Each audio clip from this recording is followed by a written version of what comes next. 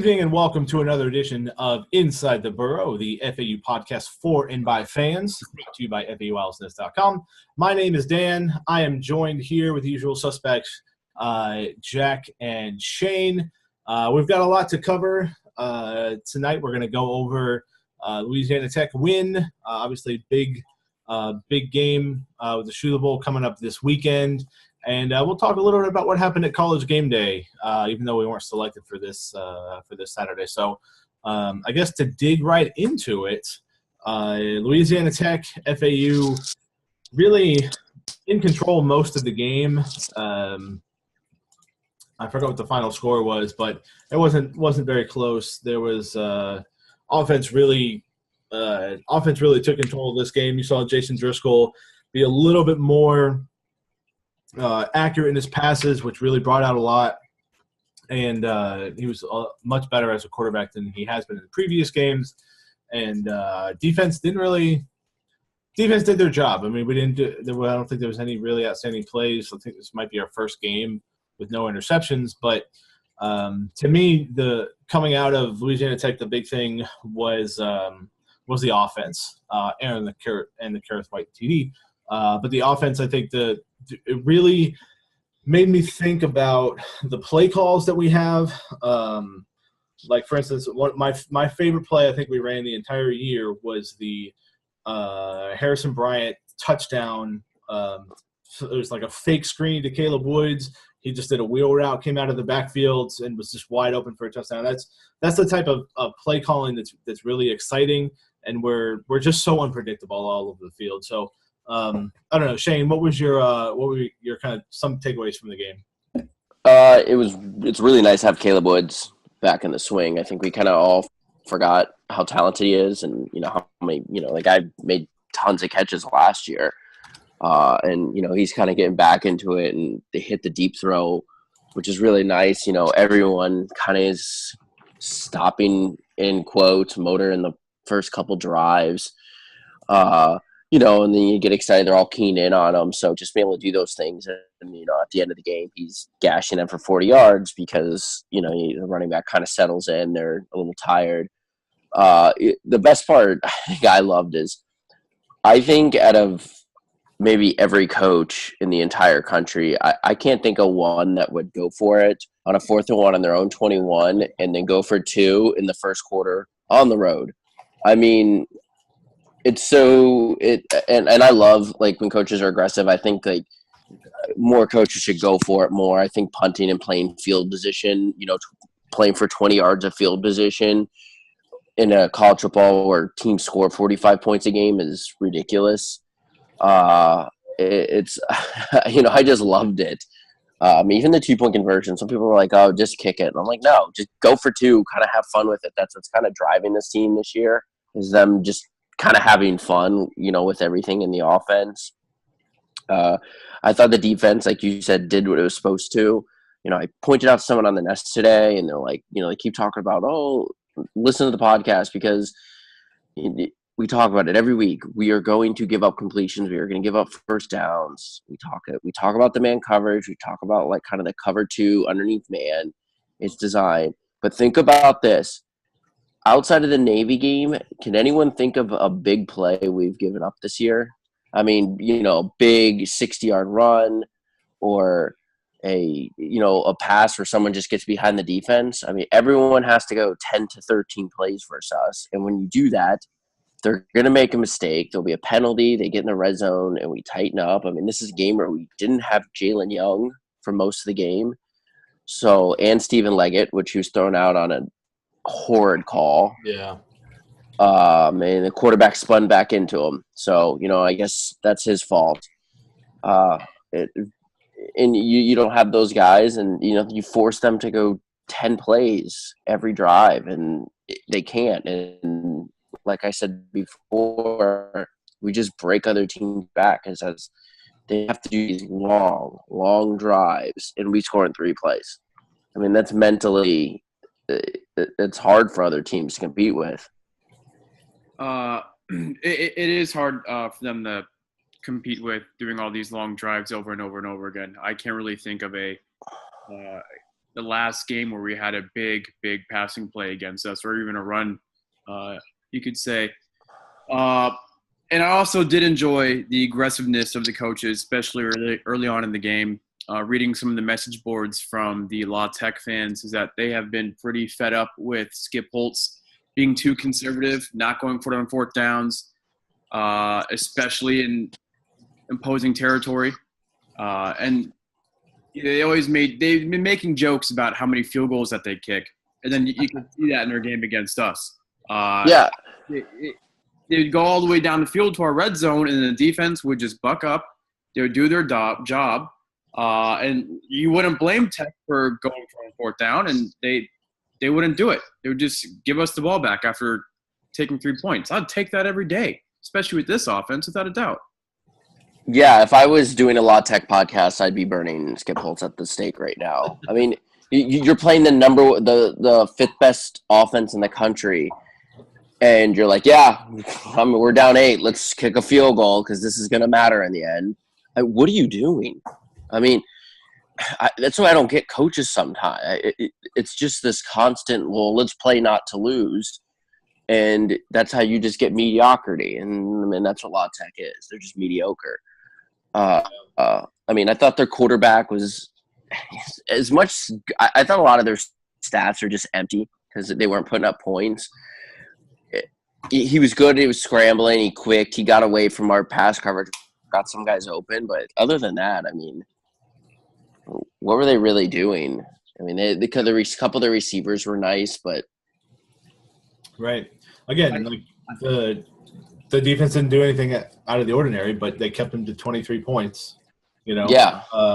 Through most of 16 points through the first 3 quarters. Like, we're going to win a lot of games doing that. And you mentioned Caleb Woods. It was nice to see. You can see him kind of getting back into things the past couple games.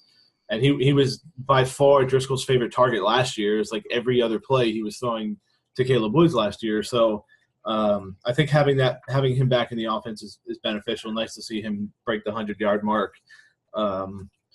Again, like you mentioned, with Motor, you think like, oh, we're getting him contained. We're getting him contained. Yeah, they did that. But then he'll break off a long run, even like 10, 15 yards, or he muscles for a first down. You think we might stop him. He still, again, ended up with over 100 yards. So I don't know. That was really nice to see. Again, conference games on the road. FAU's won more conference games on the road this year than we have in the past probably 5 years, it seems. That's been I think a lot of people are taken for granted, or they may kind of forget about what's happened, and I'm fine with that because we really got to enjoy this time. So again, nice to go on the road in conference and really dominate the game. So Jack, what were you going to say? I really wanted to give props to Jamar Smith. Shane touched on this a little bit. Well, we both said that we thought we'd be able to stop their passing attack. That their quarterback struggles. He does have some mobility to him. But we were both looking for multiple picks. He got the job done for Tech for the most part. If he had pressure, he extended the play. If there's nothing downfield, he would throw it away. He did a lot of smart moves. I was impressed with him. He didn't throw any terrible passes, didn't try to force the issue at all.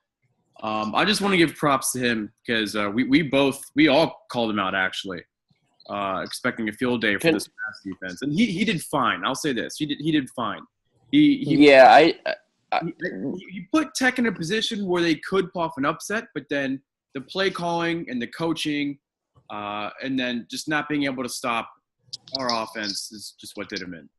Well, to beat a team when you're a heavy underdog, you got to win some one-on-one matchups and make some throws that are tough. And the only thing. A lot of his completions came to guys who were kind of running open, and he didn't really kind of make the tough throw. I mean, why do you think they struggled in the red zone so much? The coverage tightened. We weren't playing all this kind of this too deep man, and it tightened up. And he did. He kind of except for that one last touchdown pass he had at the end, he didn't kind of make that, wow, that was a really good throw, really stuck it in there type throw. So, yeah, that's kind of difference in the game, and with them trying to with their passing attack. Yeah, I get credit to him. He didn't throw any picks. I do think, when you talk about the future of our secondary, we just talk. When Jalen got hurt, they moved. I make sure I'm pronouncing this. Quaz to safety, and then they bring in James Pierre to kind of play that nickel. And James Pierre had his hand on like 2 interceptions. Both those guys are true freshmen. Yeah. Chris Tooley was out there. He's a true sophomore. So, when you look at the secondary, Coral Smith had a pass that he batted away at the end. He's a sophomore. So a lot of these guys we're talking about are still very young that are getting playing time. So, which is just great. I hope Jalen Young is okay. Just one thing that frustrates me is the injury news is just DeAndre McNeil didn't play in this game. He was a scratch, just did not play. I don't know why. It's kind of an off storyline is he has 2 catches for -6 yards in the last 4 games, or -1 yard. Yeah, and that's why it's kind of so good to have Woods back. You can see this drive that we use him as a deep threat, which is something that we really haven't tried to use recently with any receiver. So it's good to use that long ball early, keep that defense honest, or at least try to. They still would try to stack the box to stop motor. But the McNeil issue is a head scratcher, no doubt. He might not be healthy. We don't know. Right now, nobody even knows the status for Raquan Williams, and when I saw him on the sidelines, because kind of where I sit during the games, a lot of the injured players, that's kind of where they stand to, and he's in crutches and a full brace. So, and 2 weeks ago he was day to day. So, could other people be hurt and we just don't know? Like, will we get any information on Jalen Young's health this week? Probably. Yeah, I wish some people would ask a little harder, but beat writers, that's to you. Everyone's like, well, he doesn't give the information. I'm like, well, I don't hear anyone pressing it. So yeah, I guess it'd be kind of nice just to get, hey, is this guy going to be back in the next 3 weeks, or is he done for the year? Type deal. If guys' game time decision, then so be it. But yeah, again, winning on the road in Ruston's tough, and I'm just, they didn't look ahead. I think this team is just kind of having too much fun with it all to kind of fall into those traps. Yeah, that was something I was wrong about. I said that I wouldn't be surprised if we're looking ahead because we haven't been in this position in so long, and there's so much hype with potential of College Gameday and the Shula Bowl the following week. So I gotta take the L on that one. More than happy to, though. More than happy to be wrong. I think, and that now, like looking back, that loss to Buffalo, I think is so valuable. Yeah. Because if you remember, it came after the Bethune-Cookman blowout. 45-0. Team probably was like, all right, we know we can beat Buffalo. We know we're the better team. And they went out there, and I think that was our lowest, with the exception of Wisconsin. That was our lowest point total for the year, if I remember correctly. There were things that worked out of that. So we put up points. We just couldn't stop Buffalo. I think we scored 31. On top of my head, I think the final score is 31-38. Navy, I want to say, was the lowest or second lowest point total. That one was. Well, that's other we're a completely different team, though. I would take that game back. Lane, what did Lane say? Do we need to? We said at the beginning of the year, and I said it on other schools' podcasts. Lane's like, yeah, I think we're going to be a team that's kind of hitting our stride in Conference USA play. I think he kind of knew that coming out of fall camp, and we've talked about it on the show before. He's kind of everything he's said has kind of come true. He's called everything. This year with Lane is literally cannot be going any smoother or better. Everything we wanted out of him we've gotten. That's why I hate the criticism of, oh, if he leaves after this year and stuff. I'm like, any G5 program would take this year and this year. Yeah. Chris Lowe. There's nobody saying, well, we didn't like it because he won No. a championship and left. No, we rather have Skip Holtz around so we can just win 7 games and just beat, 5 bad teams and, go 500 against okay teams every year for the next 10 years and just be mediocre. That's what we want. Just be on nobody's radar. Yeah. So Savage Shane is my favorite Shane. I love it. So kind of speaking of radar, we'll kind of segue into the College Game Day thing that happened this Saturday. So yeah, we were all for those that didn't watch, which I think there was, even if you didn't watch, there was still so much going on Twitter, on several news feeds. Obviously we were posting a lot about it, but like the college football subreddit was very active on Twitter and has a ton of followers. You could see it was really cool to see FAU students, the FAU lane or the lane cutout that somebody had the cardboard cutout of Lane with the Coke. They also had his big head. FAU had a plane. I don't know.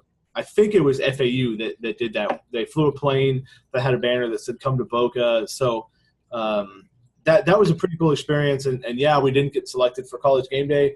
Maybe we will for conference championship. Who knows? Whenever. No. No. Oh, that's it was. Sorry, they're not going to the noon ESPN2 game. They'll be in Charlotte, but. I did, hear a lot of people if Wisconsin would have lost. Again, I want to put this out. It has nothing to do with FIU. They went to Western Michigan last year when they were playing like a 4-6 like Ohio team. Yeah. Because it was all about PJ Fleck and row the boat. So we would have been kind of a similar game day. But unfortunately they got to go up there and cover, bad quarterbacks and overrated coaches. So, just what are you going to do, a 30-minute story on Harbaugh not being able to develop anyone in 3 years? Again, you guys, ESPN covered them when they went to Italy and, get Wisconsin and white blocking tight ends for 6 hours. So I'm just being a little salty. Atmospheres are usually way better at schools that don't get you guys, everyone's seen with James Madison and Western Michigan last year. But, Marty Smith coming to town this week. Hopefully the school shows them some cool things to do that, you can do a couple live hits on Sports Center with. Yeah. That'd be really cool to have a Marty party in town. Is he going to be in the Rat's Mouth, or is he going to go to the Well? What's the move with the Marty party in town? That's all I want to know about. I don't know. I mean, if the way how I see it is, I don't know. If College Game Day wants to, if they want to go to Madison, Wisconsin, where it's going to be 25 degrees on Saturday, with sleet the day before and heavy gusts all day or all morning Saturday, and have at it, especially for a game that kicks off at noon, mind you. Are they going to broadcast from inside the stadium like what they do for? Yeah, if they do a noon game, they always do the last hour from inside the stadium. And it's like Texas, Oklahoma. Exactly, and that's what I always think of. But at least with Texas, Oklahoma, it's cool. It's actually not even noon; it's 11 a.m. local time. Local time, you're right, which makes it even worse for them.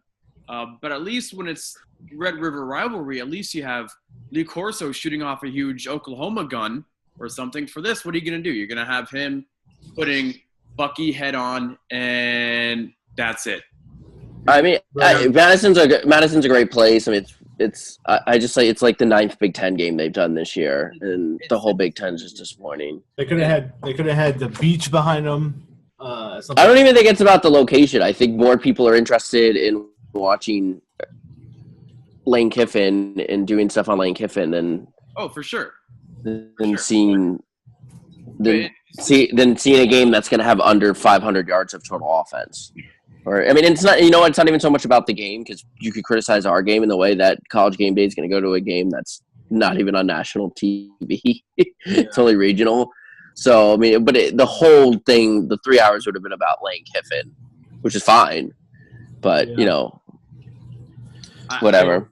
I reading from social media and RCFB, the college football Reddit, everyone either loves or hates Lane. But no matter what Lane does, you want to watch. I think more people love him now. He's done great PR. The Twitter trolling, the fact that Tennessee fans want him back is literally it's the equivalent of the hatred of LeBron going to Miami and then everyone just flipping the switch when he went to Cleveland. It's like, oh, you know what? This is nice now. Yeah. I mean, that's how people flip the switch up. And he does the radio shows. He answers questions honest. He's kind of funny. It's kind of the whole rat poison thing where it's kind of funny. He's not scared to mock Nick Saban and like troll Nick Saban, which people love, because everyone. So, and he's doing something cool and everyone's just kind of having fun with it. So, I mean, the fact Tennessee fans are wanting him back, I mean, that is literally, people were laughing at us when we hired and said, oh, he'll have you by the death penalty by week 6. And look at him now. You want to bring him back to Knoxville, which is amazing.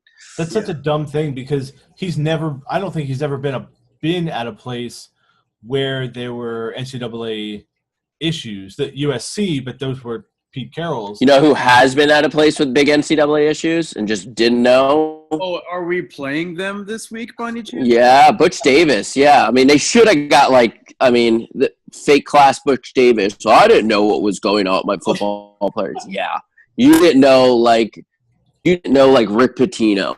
So, FIU fans want to talk about that. Lane's major violation was he said a player's name during a radio show one time when you're not supposed to name player. Like his violations are so minor.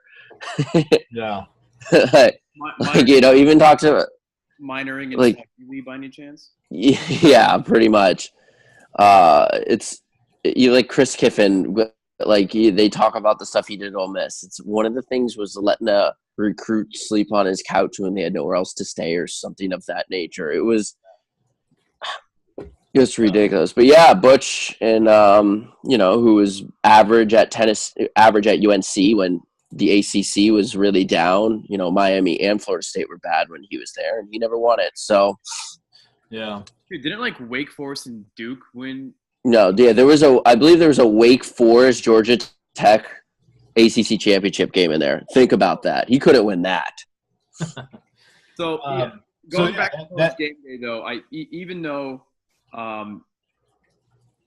it's not really FIU's fault, can we just blame them anyways? I'm going to blame them anyways. I don't want to think they're not that important.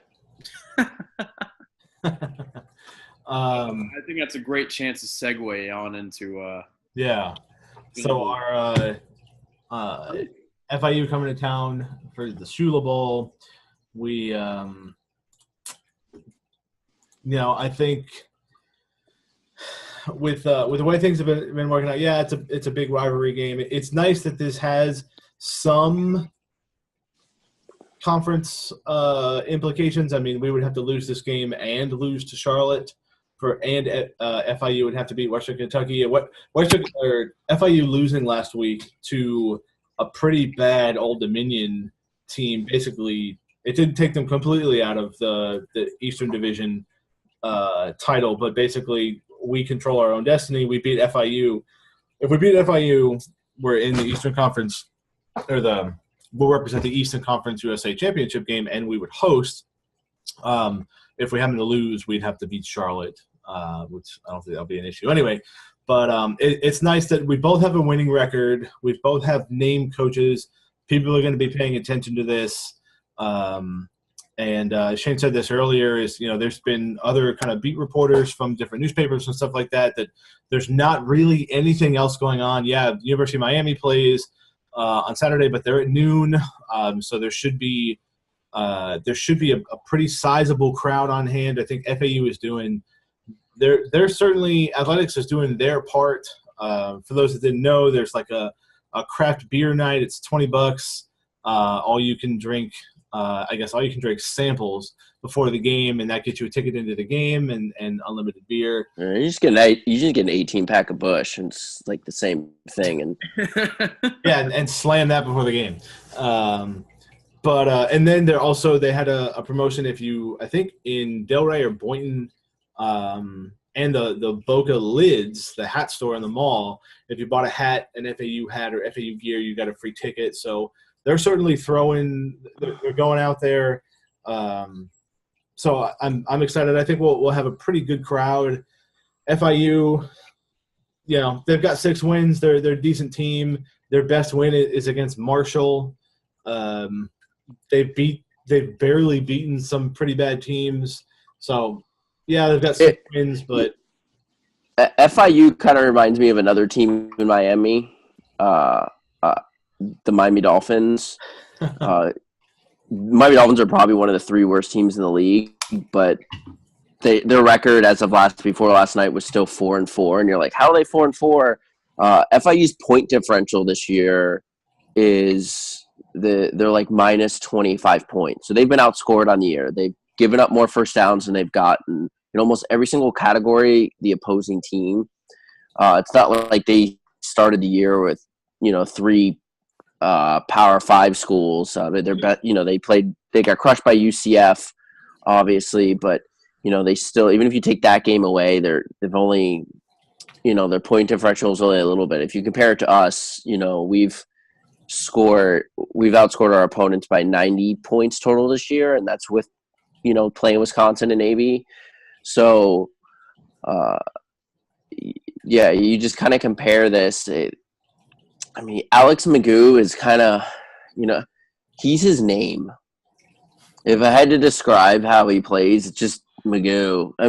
He's inaccurate at times. He has 11 TDs, 7 interceptions this year. He's okay. Ray Lowry, the running back at Old Dominion last week, averaged 8.8 yards a carry. Steven Williams, the 17-year-old quarterback, went 17-24 with 240 yards, 2 TDs, no interception. That's a guy we picked off 5 times. Some people were saying maybe FIU was looking ahead, but I maybe in a rivalry game, you never know. It's college football, crazy stuff happens. I just don't see it at all on paper where FIU gets us. They're good against the run. They shut down Tulane, but their secondary is really bad. And I think we'll take advantage of that probably early. And then, they'll kind of wear down, and then kind of the same look for us. Motor will break off some runs in the second half. Their run defense is pretty solid, even though Lowry did have a big day against them. But man, their passing defense is awful. Remember how exposed they looked against UCF? Even just in the first quarter. There's no other way to describe it. Not even dominated, just exposed. We should have a field day with that. Owens, their wide receiver, number 81, worries me a bit. He's a big physical dude. We kind of struggled with those kind of receivers. The only times we really shut down a receiver was Guyton for North Texas. And Owens is putting up some pretty sick numbers. So we'll see what happens there. Yeah, he's similar to what we saw with the receiver from Marshall. Yeah. But, I think there's kind of a level. Yeah, he's probably going to get his. Again, we say guys are going to get open. So, yeah, he might have 7 catches for 110 yards against us. But maybe. Are they going to score 45 points? I don't see it. Magoo can be really inaccurate, and especially when you pressure him with front 4, he tends to just – he's been kind of the same quarterback for 3 years. It's always why FIU fans talk about it. He's always come back from a starter. And, I kind of see the same quarterback in him that I saw when he was a sophomore. Yeah. You're right. It's similar. And our defense, we're probably one of the lowest in sacks in the league.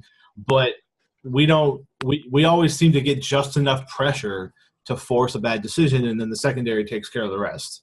It doesn't take much for our, a slightly underthrown ball, slightly overthrown, slightly mistimed, and our secondary seems to be taking care of things.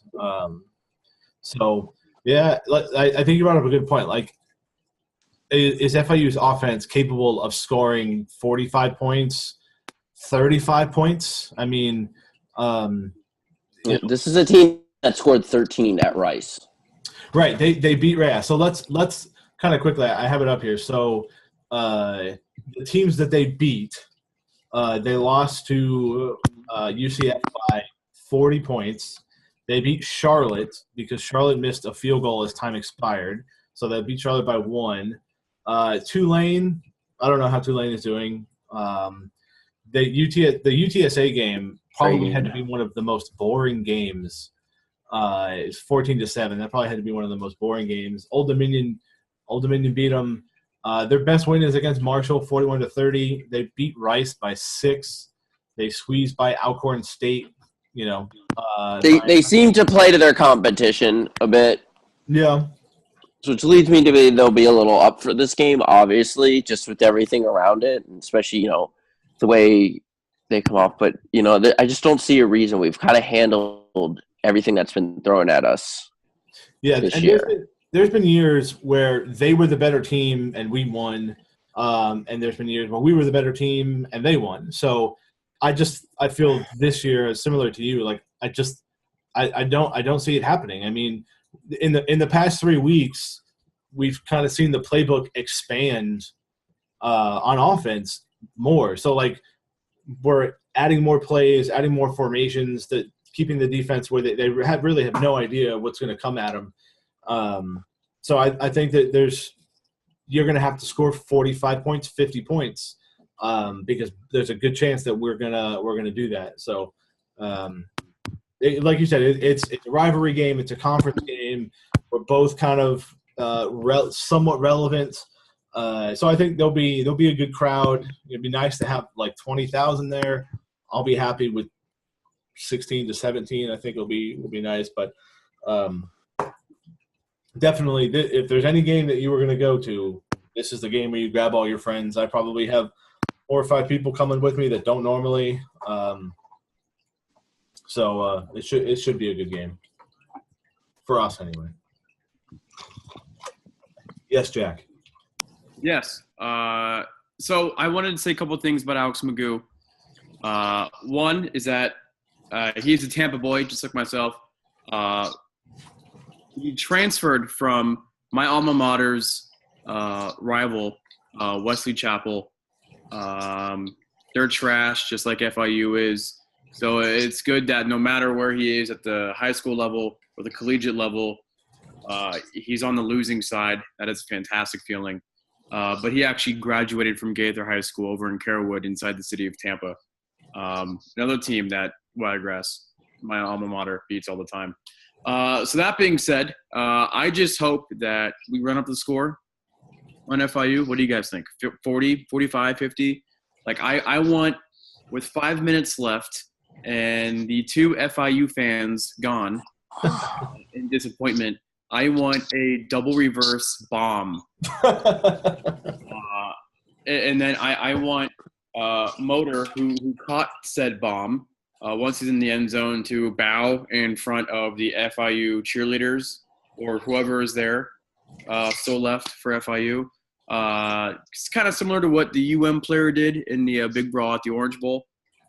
Just to throw some dirt on it a little bit. That's all I ask. I'm a simple man.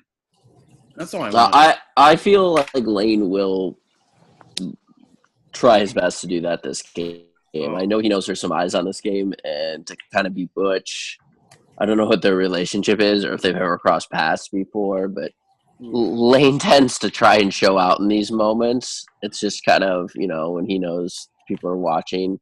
So he'll want to put some serious separation between the scores if given the chance, I think. And even if you think about it, like John Franklin running in the fourth quarter, he could still easily break off a 60-yard run. He does it all the time. Every time he comes in, he at least gets a couple first downs. Yeah, it's still kind of crazy. That's for That was with the backup O-line. That last drive we scored with our entire backup O-line. I was looking to kind of see who they were playing. You maybe get an idea of who they like, and just because next year we're going to lose our 3 interior guys. But that was with the entire backup O-line. And Buddy, the transfer. Willa Tamakala was playing right guard. Oh yeah. So they were, they had Murphy was playing right tackle. So they had a lot of the backups out there. On that last drive, and we still kind of pushed them around. I just kind of wonder. It just kind of with these garbage times, it's very weird. It just they put in par for like 2 plays, and then they just immediately pull them out and just go to a straight Wildcat. Par kind of always starts the drive. I wonder if they want to do that to get it going, and then they put Franklin in. But it's kind of weird. I would like to see that Franklin thing earlier in the game. And we did go to a little Wildcat with motor. We did do Wildcat with motor this game, so I'd like to see what kind of comes off that this week. And that brings me back to like the playbook keep opening up. Like I think he maybe did that once or twice previously, but we did it back-to-back plays. And it's like, okay, what he ran it once. He's back there for 1 down. Then the second down, he's back there, and then it's a reverse. Like things. And a good offensive coach ran it five times in a row. Yeah, and as it's known, as a good offensive coach is always doing that stuff to set something up for later in the game or in another game. So when someone's watching that on film, they're going to tell their coaches, and they throw a new little wrinkle you're not expecting. I don't know if anyone watches the Inside the Burrow show that's on Fox. He said against the Marshall game that the drive where we scored with the 2 trick plays, he goes, we call that 3-play speed drive. Those 3 plays are supposed to be together, so we didn't call them. So, when they say have a playbook, he tells, if you don't understand, we're doing 3-play speed drive. So all the players know at that point, these are the 3 plays we're running in a row. We're going to do the reverse, then we're going to come back and do the double reverse with the tight end wheel, and then we're going to do the wide receiver pass. Like, so they know that going into the drive, and so they kind of get it ready, and just, you're just be like, let's just execute this drive. And Sorry, Sean. I just want every drive to be that 3-play drive this Saturday. every single one, 3-play drive, touchdown, bow in front of their section, and call it a day. That's it. Yeah. So, for those that are going to be in the area, certainly you should be out there. Game is on Stadium again, 7 p.m. Should be a great end. And we should be celebrating a Conference USA East title at the end of that game. So I think that will about do it for us. And hopefully we'll be talking to you guys next week as talking about preparations for bowl games as we get closer and Conference USA title matchups. So, for Jack and Shane, thanks as always, and we'll see you next time. Go Owls.